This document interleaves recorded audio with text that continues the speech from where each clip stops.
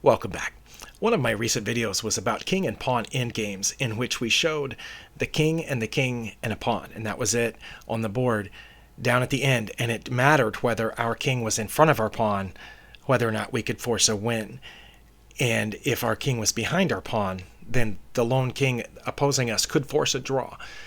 But I mentioned at the end of that video that all those pieces, of course, would start out in other places on the board and get to that position.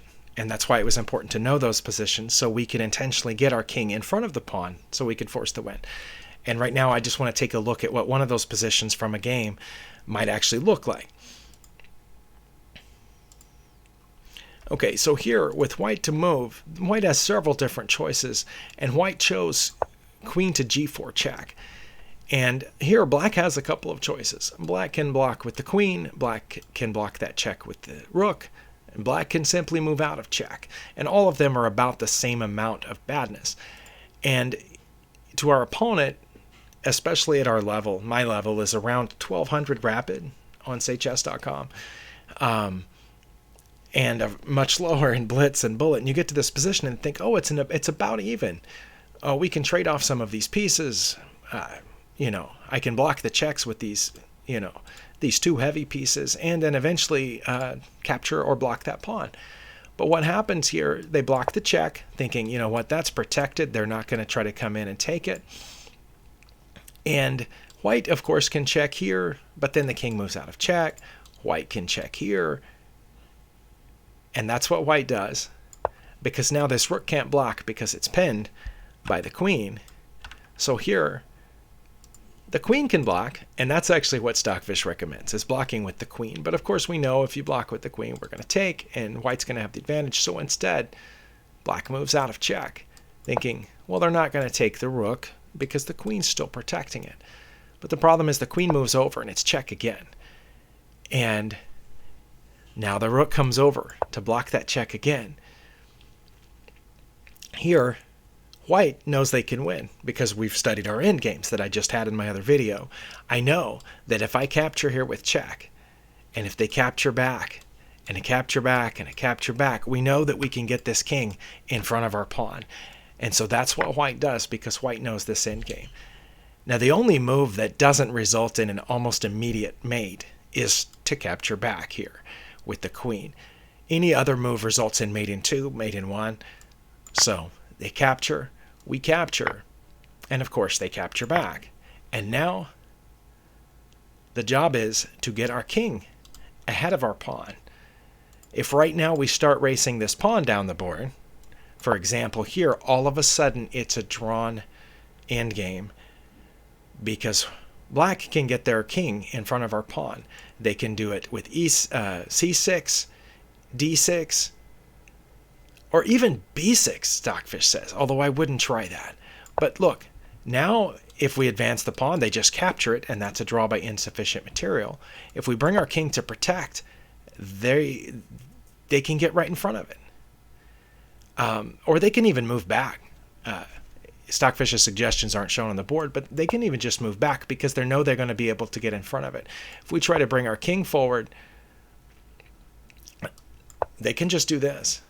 You can check, just get in front of it. And black can force the draw because our king cannot get to the square that it needs to get in front of this pawn. And we can go behind the pawn, and they can drop back. And if we try to come around, they just match us. If we move our pawn forward, they're going to get in front of it, and we're going to have that position we saw from the other video where black can force the draw. So let's back up to where instead of moving the pawn, we move our king first. And we can go to d3, we can go to c3. Those are the only two. Any other move, black can force the draw. Now I haven't followed out every possible line because here there are lots of possible lines. Both kings have 8 available moves to both kings, and the pawn of course has 2 available moves. But right now, any move besides these 2, black can force the draw, according to Stockfish. And we're just going to go ahead and trust the computer here, because I can't calculate 8 times 8 times whatever the other number of pawn moves are possibly, because that's hundreds, if not thousands, well, probably within 3 or 4 moves from here, there's going to be thousands, tens of thousands of variations. But we already know that by the time this pawn gets down here, we want our king to be in front of it with our pawn behind. So right now, let's move our king. And now they're going to want to come forward. We're going to want to get in front of our pawn. We can go to either one of these squares. I prefer the one directly in front of our pawn, because now it doesn't matter what they do. They're probably going to want to get directly in front of us to have this opposition so that our king can't come any further forward.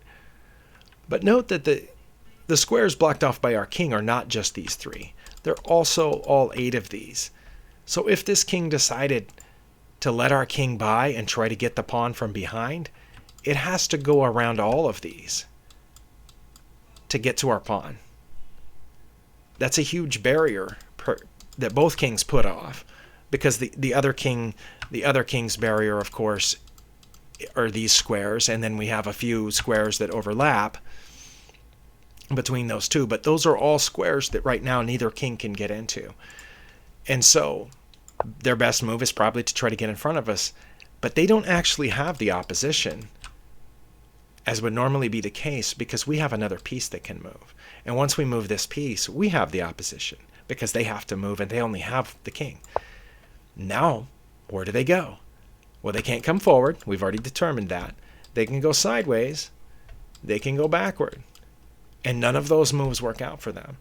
And so you can see from way back to this check here, we know that already. We already know that if we get our king in front of this pawn, we have a 1 endgame. And right here, it doesn't look like that. Of course, the computer knows that, but the trick is for me to know that, for you to know that. So right here, when they block with this, and we go through that series of moves that we went through, where we check here, the king moves over, we check there, the rook moves over, and we just take it. It doesn't even matter which one we take it with, but we can even take with our queen. And once this trade happens, we win, because we know about that winning king and pawn endgame. And so I'm just going to do the best move, the best stockfish move for my opponent here, which it says is king to d6. And it says we have king to d4. Although I probably would have gone to e4 just to get in front of the pawn. But they try to get in front of our pawn. Now we get in front of our pawn. So we could have gone there anyway. And now they have to move. They have to move to the side. They have to move back. If they move to the side, we can go ahead and go forward. And the cool thing is, it looks like, oh, now if our king gets out of the way, we're allowing them to path to our pawn. But remember, our pawn can get here in one move. So if we move our king to the side, now we've changed our area of opposition to this. Of course, those on the other side don't matter. But they're still got a long journey to get to our pawn. And their best move is actually to drop back. If they try to come forward, it's over at that point. For example, if they do this, well, remember our king blocks off all these squares, so they have to drop back. And we will just face them down. They can't come toward our pawn because that's jack. They have to go back. Now we can bring our pawn, or we can even bring our king to here, and we'll be fine. And they're like, oh, I can come get this pawn now. If they try that, we just come back. They go back, bring our pawn. Doesn't matter. They might think about sliding in front, but that's the position from the last video where we can force the win no matter whose turn it is. And here, of course, it's their turn. They have to pick a side. The only options. Whichever side they pick, we go there. There's nothing they can do. Our king guards all these squares. And that's why it's important to know that position when we get back here to this point where that king captures that rook. Not to jump the pawn forward. We know that we need to get our king in front. But anyway, I just wanted to make a part 2 to this to show that it wasn't just an artificial position placed at the end where we have this, which is what we had in the other video. Now remember, if the pawn is in front and the king is behind, the black can force the draw.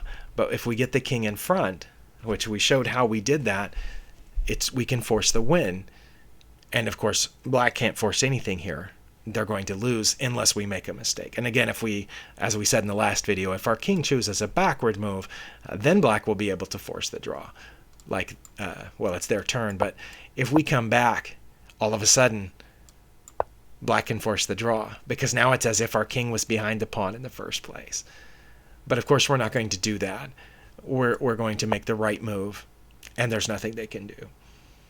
That's the idea of those positions, and learning those positions, at least for me at this stage in the game, is knowing that way back here, if I can find a way to force a trade of these 4 pieces, I can win this. Unless, of course, it already happens, and as it sometimes does in a game where the pawn is already down here someplace and our king is much further away, that might happen. It might happen that our pawn has already advanced at some point during the game and our king is in the corner someplace, so that once we do trade off those heavy pieces, their king can get in front of our pawn before we can get our king there. But that can all be calculated from right here. We know that any trades of these heavy pieces are going to happen right around here, and we know that our king can easily get in front of our pawn. So I hope that was informative for you. I just wanted to give an illustration of what it might look like 10 moves back, or 15 moves back, whatever it is, from that position that we ended up with in the other video. Thanks for watching. We'll see you next time.